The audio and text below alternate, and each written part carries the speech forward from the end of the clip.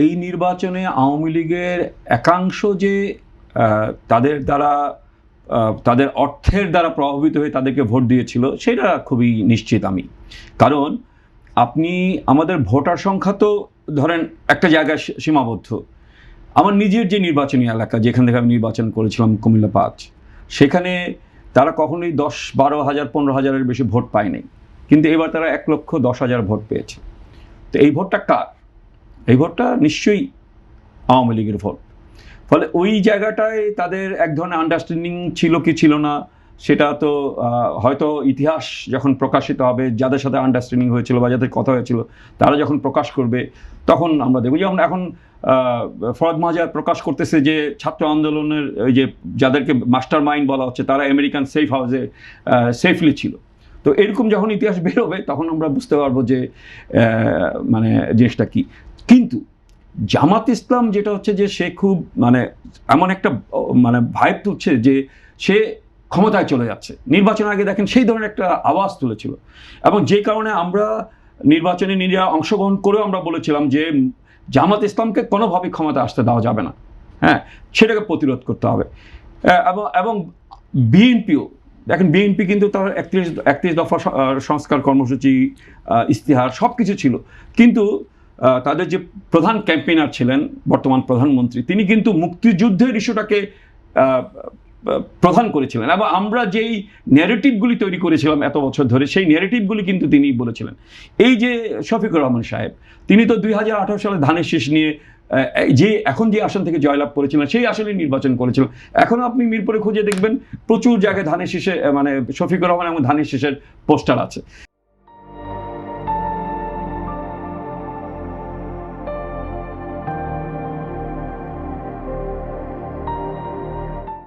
তো আমি যেটা বলতে চাই যে এই যে শফিকুর রহমান সাহেব, এখন গুপ্ত নিয়ে অনেক কথাবার্তা বলা হয়।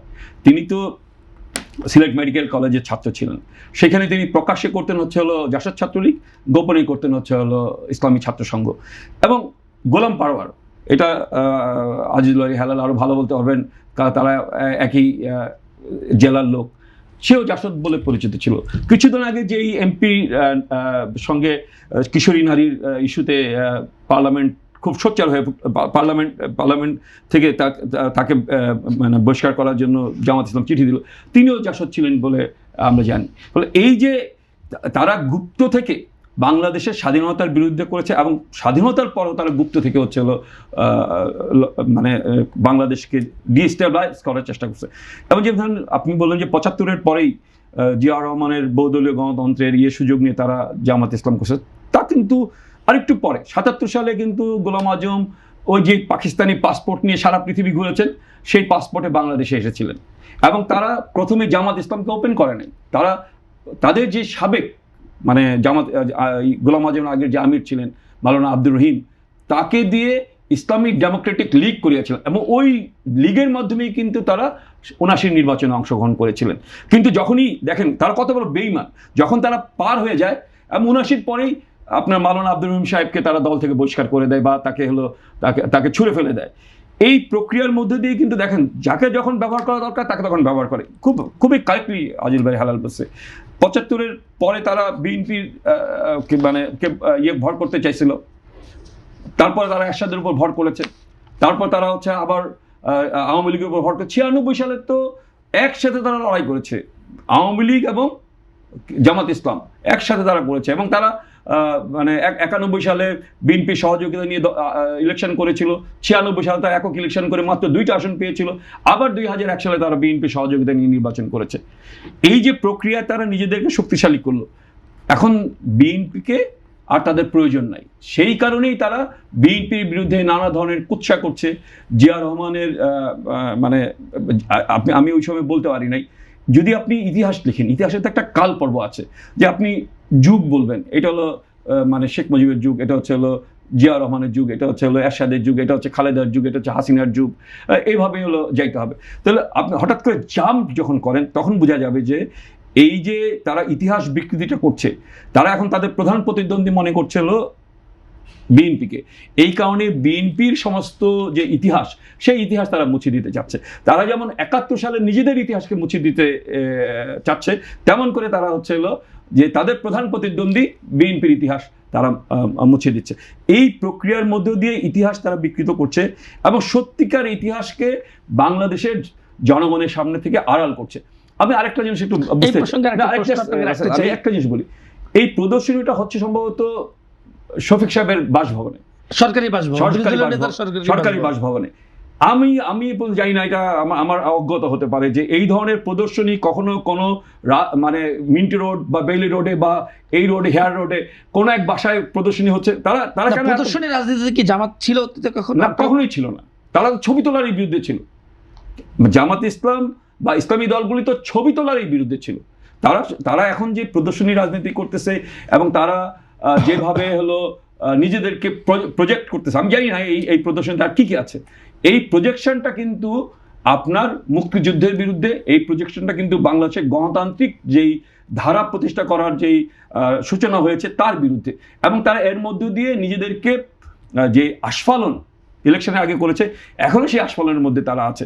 তারা ধাক্কা দিয়ে ফেলে দিবে, তারা এই করে ফেলে দিবে, এইগুলি তাদের শক্তি নাই। আমি একটু একটা প্রশ্ন আপনাকে রাখতে চাই, সেটা হচ্ছে জুলাই বিপ্লবের আবেগকে ব্যবহার করে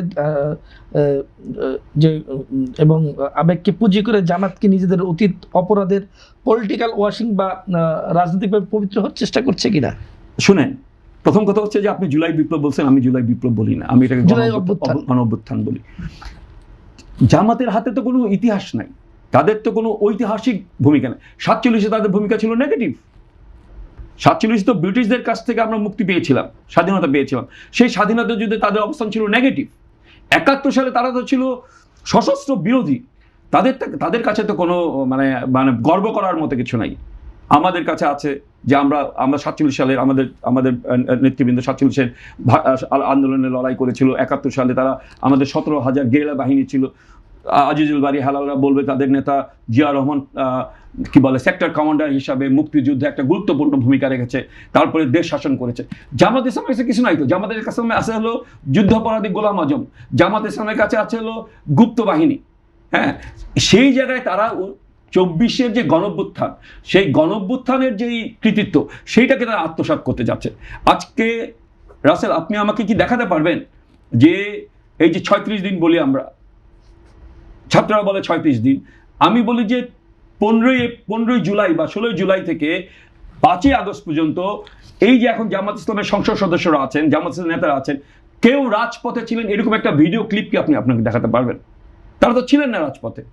এখন তারা বলছেন আমরা মেটিকুলাস ডিজাইনে আমাদের গুপ্ত বাহিনী, আমাদের কি বলে লোকরা আওয়ামী লীগের ভিতরেও ছিল, ছাত্রলীগের ভিতরেও ছিল, তারাই হচ্ছে এই আন্দোলন সংগঠিত করেছে। হ্যাঁ, আপনাদের ভিতরে ছিল কি? আমাদের ভিতরে তো অবশ্যই থাকার কোনো প্রশ্নই নাই। কারণ আমাদের রাজনৈতিক যে বিশ্বাস, যেন আমি অনেক আগে আমাদের আওয়ামী লীগের যারা আমাদের সমসাময়িক বন্ধু ছিল তাদের কাছে বলছি যে কি করে তোমাদের দলের ছাত্র সংগঠনের সাধারণ সম্পাদক জাকির হোসেন হইতে পারে, যে 7 বছর শপথ গ্রহণ করা জামাত শিবিরের সাথে ছিল, এবং সে দেখবেন ছাত্রলীগের ইতিহাস লিখেছে। ফলে এই যে দীর্ঘদিন ধরে আওয়ামী লীগ তাদের ভিতরে বা ছাত্রলীগ তাদের ভিতরে জামাতকে পুষেছে, সেই জামাত ক্রমান্বয়ে বড় হয়ে তাদেরকে হলো দংশন করেছে। এই প্রক্রিয়াটা জামাত ইসলাম গ্রহণ করার মধ্য দিয়ে আপনার বাংলাদেশের রাজনীতিকে কলুষিত করার যেই প্রক্রিয়া, সেই প্রক্রিয়া তারা দীর্ঘায়িত করছে এবং সেইভাবে তারা এগিয়ে যাবে। এই জন্য তাদের কাছে ইতিহাস না, ইতিহাস হচ্ছে তারা নিজেরা রচনা করছে।